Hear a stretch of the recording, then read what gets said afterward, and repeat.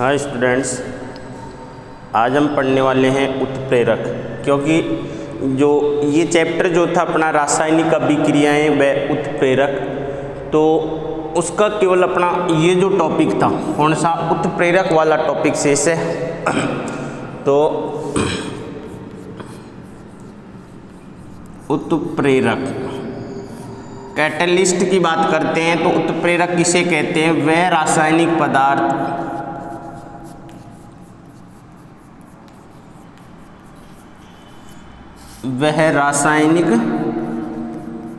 पदार्थ जो अभिक्रिया में मिलकर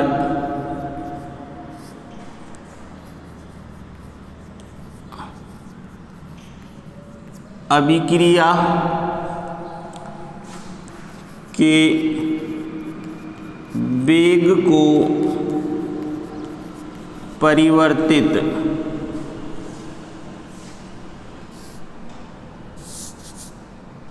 वेग को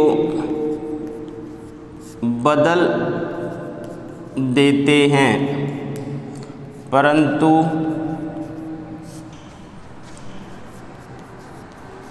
स्वयं में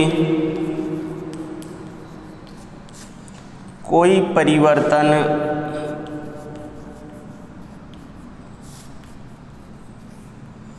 नहीं होता है। ऐसे रासायनिक पदार्थ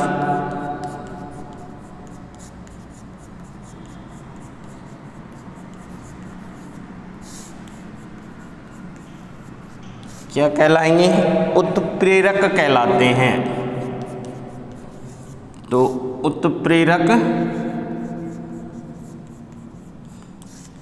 उत्प्रेरक किसे कहते हैं कि वे रासायनिक पदार्थ जो अभिक्रिया में मिलकर, अभिक्रिया में शामिल होकर अभिक्रिया के वेग को परिवर्तित कर देते हैं, अर्थात अभिक्रिया के वेग को बदल देते हैं।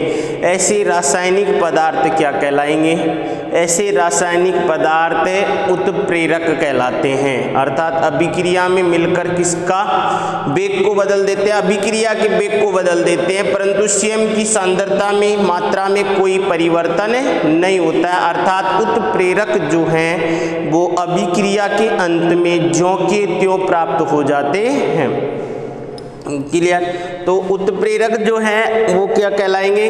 वे रासायनिक पदार्थ जो अभिक्रिया में मिलकर अभिक्रिया के वेग को परिवर्तित कर देते हैं, क्या कहलाएंगे? उत्प्रेरक।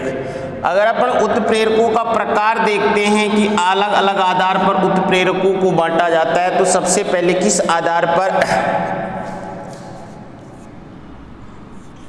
उत्प्रेरक की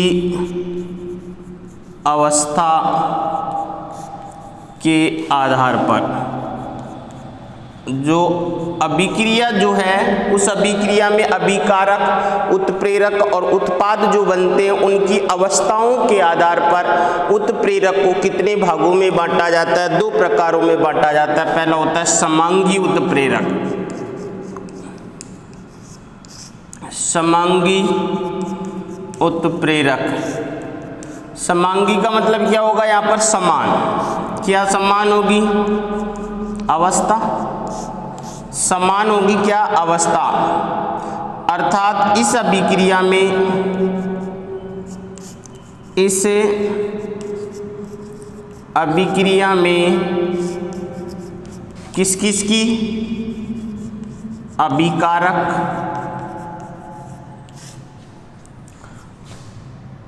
उत्प्रेरक और उत्पाद, तीनों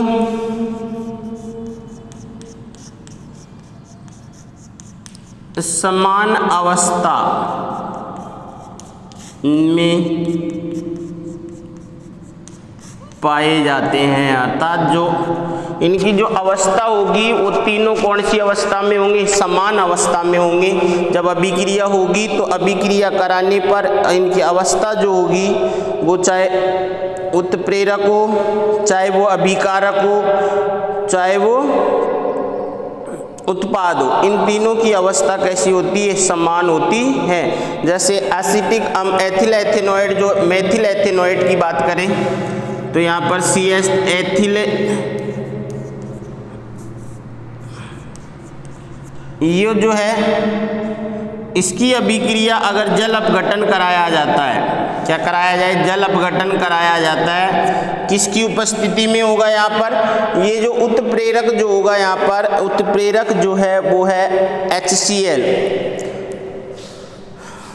तो ये जल अपघटन, यहाँ पर ये कैसी अवस्था में? एक्वस मतलब जलीय, ये भी कैसी अवस्था में होगा? द्रव अवस्था में, और ये भी कैसी अवस्था में होगा? द्रव अवस्था में।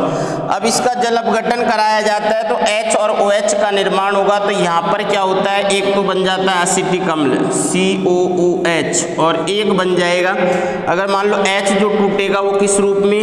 HOH। तो यहाँ पर जो है इस तरीके से ये टूटेगा ये, तो यहाँ पर एसिटिक अम्ल ये बन जाएगा और मेथिनॉल ये बन जाएगा। क्लियर? तो यहाँ पर जो बनेगा वो बनेगा CH3OH। तो ये जो है ये भी कौन सी अवस्था में होगा? द्रव अवस्था में, लिक्विड, और ये भी जो होगा कौन सी अवस्था में होगा? लिक्विड अवस्था में होगा। अगर अपन इस अभिक्रिया में देखते हैं तो इस अभिक्रिया में हमको जितने भी उत्पाद मिल रहे हैं वो सारे कौन सी अवस्था में मिल रहे हैं? तो जलीय माध्यम में अभिक्रिया कराई जा रही है, तो यहाँ पर कौन से? एक्वस माध्यम में। तो लिक्विड, और लिक्विड का मतलब भी क्या होगा? एक्वस ही होगा। यहाँ पर भी ये भी क्या बनेगा? एक्वस बनेगा, और यहाँ भी क्या बनेगा? एक्वस, क्योंकि जलीय माध्यम में क्रिया हुई है, जल के द्वारा क्या कराया जा रहा है? जल अपघटन कराया जा रहा है।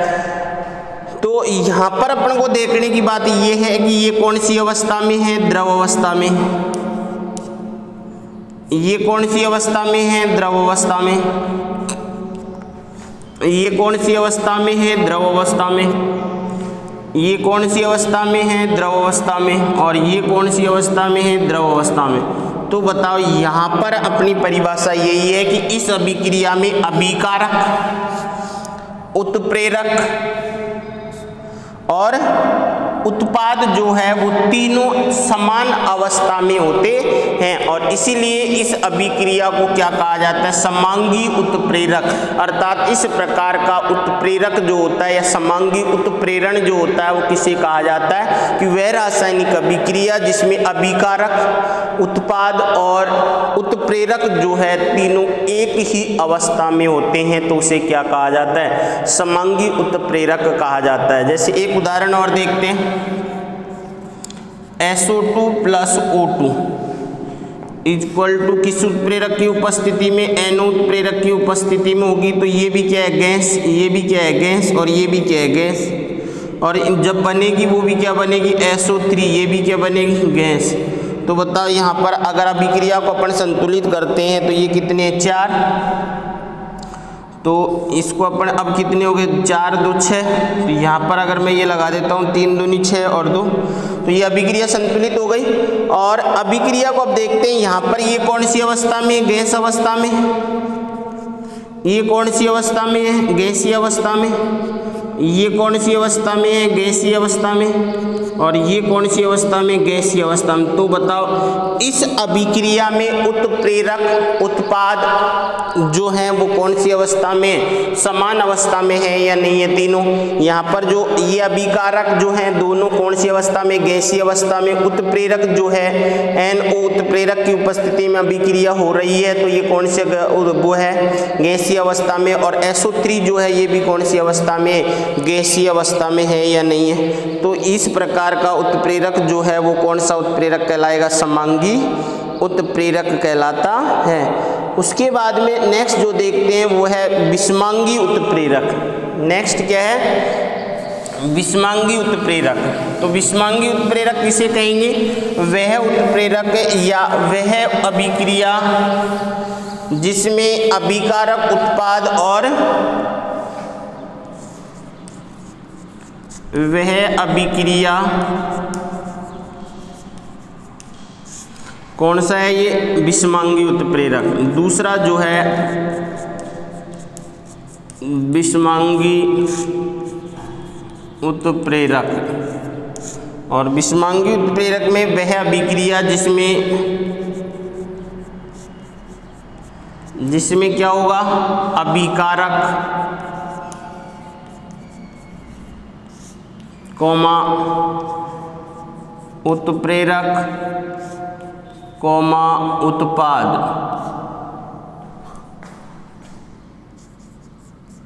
अलग अलग अवस्था में पाए जाते हैं। मतलब इनमें से कोई न कोई जो होगा एक डिफरेंट अवस्था में होगा, चाहे वो उत्प्रेरक हो सकता है, चाहे वो अभिकारक की अवस्था हो सकती है, चाहे वो उत्पाद की अवस्था हो सकती है। तो ये कौन सी अवस्था में होंगे, ये अलग अलग अवस्था में, चाहे तो उत्प्रेरक अलग अवस्था में हो सकता है, चाहे उत्पाद अलग अवस्था में हो सकता है। तो देखो यहाँ पर जैसे मान लो कि अभिक्रिया लिखते हैं अमोनिया के निर्माण की, तो यहाँ पर N2 + H2 equal to NH3। सबसे पहले तो इस अभिक्रिया को क्या करते हैं, संतुलित। तो अभिक्रिया संतुलित करूँगा तो हाइड्रोजन कितने हैं वहाँ पर 3, तो हाइड्रोजन को अपन को ये 6 हो जाएंगे, तो ये 3। अब नाइट्रोजन कितने हैं 2, तो नाइट्रोजन कितने हो गए। अब यहाँ पर जो उत्प्रेरक भाग लेगा वो होगा F ही उत्प्रेरक की उपस्थिति में। अब यहाँ पर जो अवस्था देखते हैं ये क्या है, गैस। हाइड्रोजन भी क्या है, गैस। और यहाँ पर जो अमोनिया है ये भी क्या है, गैस। परंतु ये जो है कौन सी अवस्था में है, सॉलिड अवस्था में। तो ये दोनों तो यहाँ पर क्या है, अभिकारक। ये दोनों तो क्या है यहाँ पर अभिकारक। ये क्या है यहाँ पर उत्प्रेरक। ये कौन सा प्रेरक है, उत्प्रेरक। और ये जो है ये क्या है, उत्पाद। ये क्या है, उत्पाद। तो अभिकारक, उत्प्रेरक और उत्पाद। अब बताओ यहाँ पर ये कैसी अवस्था में है, ये कैसी अवस्था में है, ये कौन सी अवस्था में है, ये ठोस अवस्था में है। तो यहाँ पर ये द्रव अवस्था में हुआ, वो सॉरी ये गैस अवस्था में हुआ। ये भी कौन सी अवस्था में, गैसीय अवस्था में।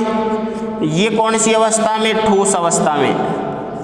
और यहाँ पर जो ये बन रहा है ये भी कौन सी अवस्था है, गैस अवस्था। तो बताओ यहाँ पर उत्प्रेरक और उत्पाद जो है ये तो कौन सी अवस्था में, गैसीय अवस्था में है। परंतु उत्प्रेरक जो है वो कौन सी अवस्था में आ गया यहाँ पर, ठोस अवस्था में। तो अपनी परिभाषा भी यही है कि वह रासायनिक अभिक्रिया जिसमें अभिकारक, उत्पाद और उत्प्रेरक तीनों में से कोई न कोई एक अलग अवस्था में होता है, उसे क्या कहेंगे, विषमांगी उत्प्रेरक कहा जाता है। और समांगी उत्प्रेरक में क्या होगा कि वह रासायनिक अभिक्रिया जिसमें अभिकारक, उत्पाद और उत्प्रेरक तीनों एक ही अवस्था में होते हैं, वो क्या कहलाएगी, समांगी उत्प्रेरक कहलाता है। अगर एक उदाहरण और देखते हैं इसका, तो वो है वनस्पति तेल का हाइड्रोजनीकरण कराया जाता है। वनस्पति तेल की अभिक्रिया जो है वो किससे कराई जाती है, हाइड्रोजन से। तो यहाँ पर जो बनेगा वो क्या बनेगा, वनस्पति घी बनेगा। वनस्पति घी जो होता है वो कौन सी अवस्था में होगा, सॉलिड अवस्था में होगा। और ये जो होगा ये निकल उत्प्रेरक की उपस्थिति में निकल भी सॉलिड होगा। और यहाँ पर जो बनेगा वो क्या बनेगा, वनस्पति घी, जिसको डाल्डा घी कहा जाता है। वो कौन सी अवस्था में, सॉलिड। ये कौन सी अवस्था में, गैसीय अवस्था में। ये कौन सी अवस्था में, लिक्विड अवस्था में। तो बताओ ये जो है ये कौन सी अवस्था में, द्रव में। ये कौन सी अवस्था में, गैस में। ये कौन सी अवस्था में हो गया, ठोस में। और ये भी कौन सी अवस्था में हो गया, ठोस में। तो ये डाल्डा घी जो है वो कैसे बनाया जाता है, वनस्पति तेल जो है उसके हाइड्रोजनीकरण से। हाइड्रोजनीकरण का मतलब हाइड्रोजन का जुड़ना क्या कहलाएगा, हाइड्रोजनीकरण। तो ये द्रव अवस्था में है, ये गैसीय अवस्था में, ये ठोस अवस्था में और ये ठोस अवस्था में। तो बताओ यहाँ पर अभिकारक दोनों ही अलग अलग अवस्था में है। उत्प्रेरक जो है वो ठोस अवस्था में है और वनस्पति घी जो है वो कौन सी अवस्था में है, ठोस अवस्था में। तो वह रासायनिक अभिक्रिया जिसमें अभिकारक, उत्पाद और उत्प्रेरक तीनों एक अवस्था में नहीं होते हैं, ऐसे रासायनिक अभिक्रिया को क्या कहा जाता है? समांगी उत्प्रेरक, या ऐसे उत्प्रेरक को क्या कहा जाता है? समांगी उत्प्रेरक कहा जाता है, और ऐसी अभिक्रिया को समांगी उत्प्रेरण कहा जाता है। तो यहाँ पर अपन बता सकते हैं समांगी और विषमांगी उत्प्रेरक। अब नेक्स्ट जो प्रकार आएगा वो आएगा क्रिया के आधार पर उत्प्रेरकों के प्रकार। तो क्रिया के आधार पर उत्प्रेरक जो है कितने प्रकार के होंगे वो देखेंगे अपन। तो जैसे धनात्मक उत्प्रेरक, ऋणात्मक उत्प्रेरक जो है, तो क्रिया के आधार पर उत्प्रेरकों के प्रकार की बात करते हैं यहाँ पर। क्रिया के आधार पर उत्प्रेरक के प्रकार। तो क्रिया के आधार पर अगर उत्प्रेरकों की बात करते हैं तो पहला उत्प्रेरक कौन सा उत्प्रेरक है? धनात्मक उत्प्रेरक।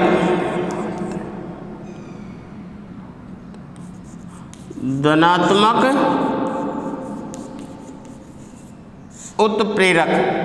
तो धनात्मक उत्प्रेरक किसे कहा जाता है? कि वह उत्प्रेरक जो अभिक्रिया के वेग को क्या कर देता है? बढ़ा देता है।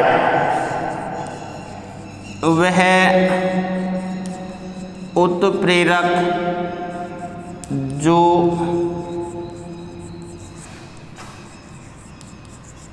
अभिक्रिया के वेग को बढ़ा देता है, ऐसे उत्प्रेरक को क्या कहा जाता है? धनात्मक उत्प्रेरक कहा जाता है। तो वह उत्प्रेरक जो अभिक्रिया के वेग को बढ़ा देता है वो क्या कहलाएगा? धनात्मक उत्प्रेरक कहलाता है। जैसे पोटेशियम क्लोरेट की बात करते हैं, KClO3 पोटेशियम क्लोरेट जो है ये किस उत्प्रेरक की, अगर मैं इस उत्प्रेरक को नहीं डालता हूँ और इसको मैं गर्म करता हूँ तो ये अभिक्रिया क्या होगी? KClO2 प्लस O2 होगा, नहीं होगा। यहाँ पर अभिक्रिया को संतुलित करते हैं तो 3 दूनी 6, तो ये कितने हो गए? यहाँ पर अगर मैं नहीं 2 करते हैं तो 4 2 6 हो जाएगा। तो यह अभिक्रिया संतुलित हो गई। तो प्रारंभिक अवस्था में जब मैं इसका अपघटन कराया जाता है, गर्म करता हूँ, तो गर्म करने पर ये बहुत धीरे धीरे अभिक्रिया होती है। तो यह अभिक्रिया कैसी होगी? KCl। तो यहाँ पर अभिक्रिया 2, यहाँ पर क्या आ जाएगा? 3 दूनी 6, 3 दूनी 6।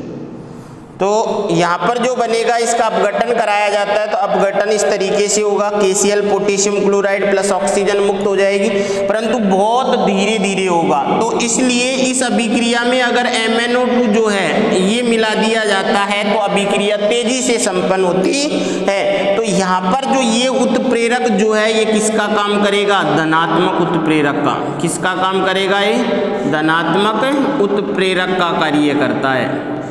किसका काम करेगा? ये धनात्मक उत्प्रेरक का कार्य करता है। तो धनात्मक उत्प्रेरक की उपस्थिति में जो उत्प्रेरक जो है वो क्या काम करता है? अभिक्रिया के वेग को क्या कर देता है? बढ़ा देता है। अगर दूसरा उदाहरण देखते हैं अपन इसका, तो SO2 जो अभी अपन ने देखा था, SO2 plus O2 equal to क्या आ जाएगा? SO3। और यहाँ पर जो उत्प्रेरक जो अपन लेंगे तो उत्प्रेरक अभिक्रिया को संतुलित कर सकते हैं अपन। यहाँ पर कितने? 2 दूनी 4, और ये भी कितने हो जाएंगे? हो गया।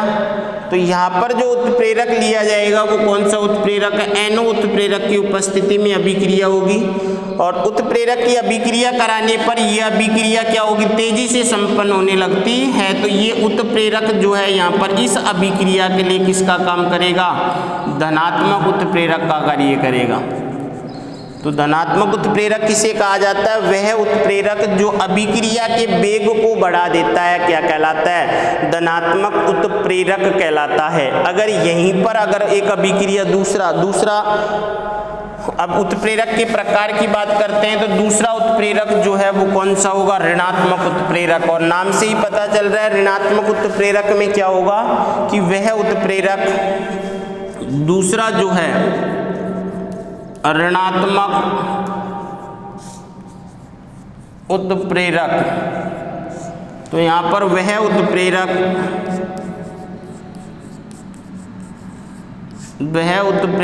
जो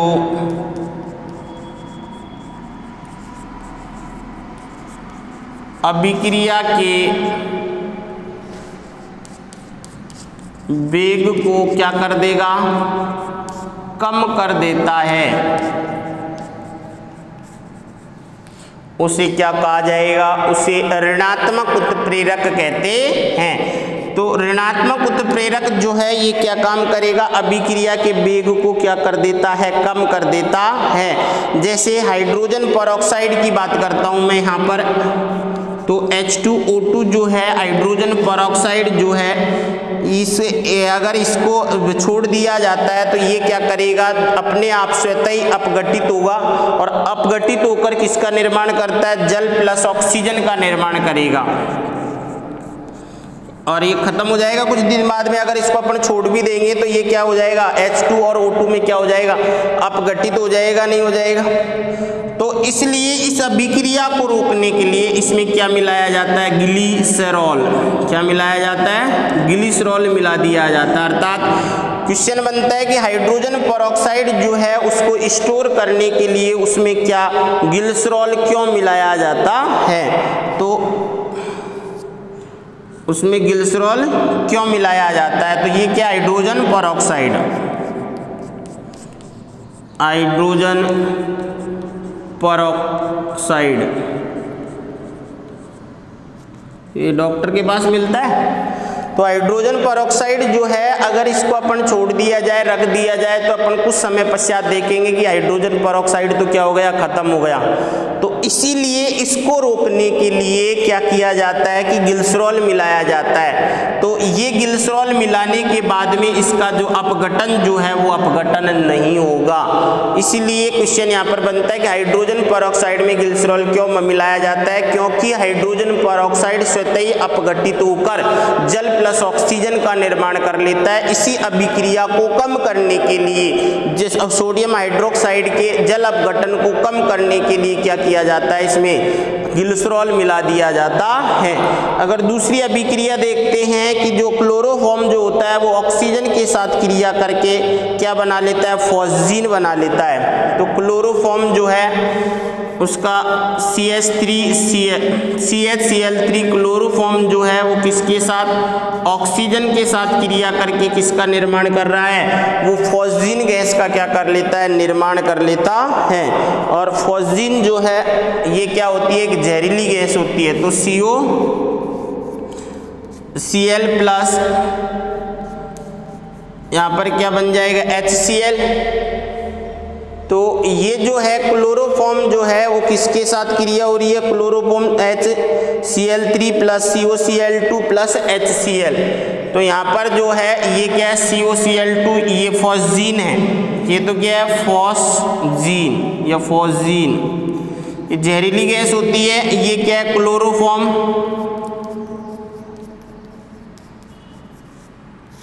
अभिक्रिया को अगर संतुलित करना है CHCl3, ये तो क्लोरोफॉर्म, ये CHCl3, तो वहाँ पर कितने हो गए, 3, यहाँ पर ऑक्सीजन 2, यहाँ पर ऑक्सीजन को कर दिया मैंने 2। अब क्या हो गया, क्लोरीन कितने हो गए, 4 और 1 5। तो यहाँ पर अगर अपन इसको 2 कर देते हैं, अब ऑक्सीजन कितने हो गए, 4 और 2 6। तो यहाँ पर 6 हो गए क्लोरीन, हाइड्रोजन कितने हो गए, 2, हाइड्रोजन कितने हो गए, 2, कार्बन कितने हो गए, 2, ऑक्सीजन कितने हो गए, 2, हो गई अभिक्रिया संतुलित। तो ये अभिक्रिया जो है क्लोरोफॉर्म को अगर बोतल में रख दिया जाए और बोतल में अगर थोड़ा खुला छूट गया वो, तो कुछ समय पश्चात देखेंगे कि क्लोरोफॉर्म क्या हो गया, गायब हो गया और वहाँ पर एनवायरनमेंट में कौन सी गैस का निर्माण हो गया, फॉस्जीन का। कई बार अपन देखते हैं कि टीबी में जब किसी का अपहरण करना होता है तो वो क्या कर देते हैं, एक रुई जो है वो थोड़ा सा रुमाल जो है उस पर डाला और उसको कहाँ लगा देते हैं, अपने मुंह पे लगा देते हैं, नाक पे लगा देते हैं, जिसके कारण क्या हो जाता है, व्यक्ति बेहोश हो जाता है। तो वो कौन है, एक क्लोरोफॉर्म ही है।